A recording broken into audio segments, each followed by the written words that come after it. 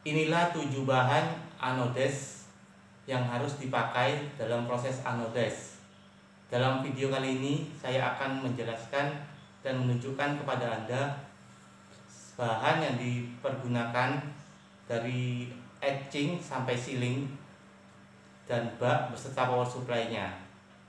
Untuk tahap pertama, bahan yang digunakan adalah cleaner R850 untuk proses etching. Proses etching ini untuk mengikis permukaan aluminium supaya mudah dianodizing. Untuk bahan kedua adalah desmoothing. Desmoothing digunakan untuk membersihkan bekas etching dalam pori-pori aluminium supaya lebih bersih dan tidak meninggalkan jejak sewaktu diwarna. Untuk bahan yang ketiga adalah chemical polishing. Chemical polishing ini berfungsi untuk mengkilapkan aluminium. Karena dalam proses anodes, jika ingin hasil akhir kilap, aluminium harus dikilapkan terlebih dahulu. Atau Anda bisa menggunakan doff aluminium jika ingin mendapatkan hasil akhir yang doff. Setelah ketiga, keempat proses ini dilakukan, berikutnya adalah proses anodizing.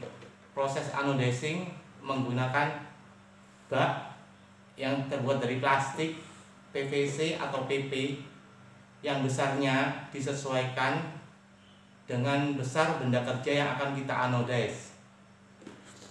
Untuk posisi positif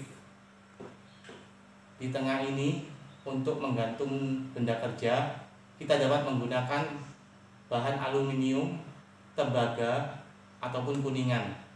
Untuk posisi negatif di samping kanan kiri bak, kita menggunakan timah hitam.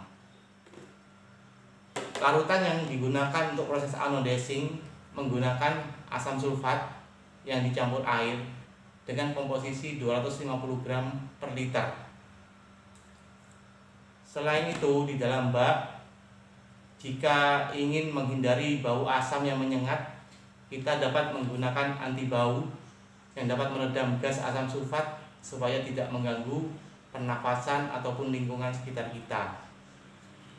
Untuk power supply yang digunakan seperti ini, power supply DC. Ampere yang digunakan harus sesuai dengan benda kerja yang akan kita kerjakan. Semakin besar benda kerja, ukuran luas benda kerja, kita membutuhkan ampere yang juga semakin besar untuk power supply-nya. Volt yang dibutuhkan antara 9 sampai 20 volt. Setelah itu, kita juga membutuhkan pewarna. Pewarna anodizing ini berbentuk bubuk yang akan kita campur air dalam penggunaannya sesuai dengan komposisi masing-masing warna. Misal, pewarna gold yellow memakai komposisi 5 gram per liter, berarti 1 liter air kita campur pewarna gold yellow ini 5 gram. Berikutnya, setelah pewarnaan, untuk proses finishing kita menggunakan sealing. Sealing terdapat 2 macam, ada sealing panas dan sealing dingin. Untuk pemilihan sealing panas atau sealing dingin, keduanya sama saja, tergantung kebiasaan masing-masing orang. Itulah 7 bahan yang digunakan dalam proses anodizing. Jika Anda ingin atau tertarik dan berminat belajar anodizing aluminium, saya sudah menyediakan paket belajar anodizing yang keterangannya sudah tertera di deskripsi maupun di link bio. Oke, terima kasih.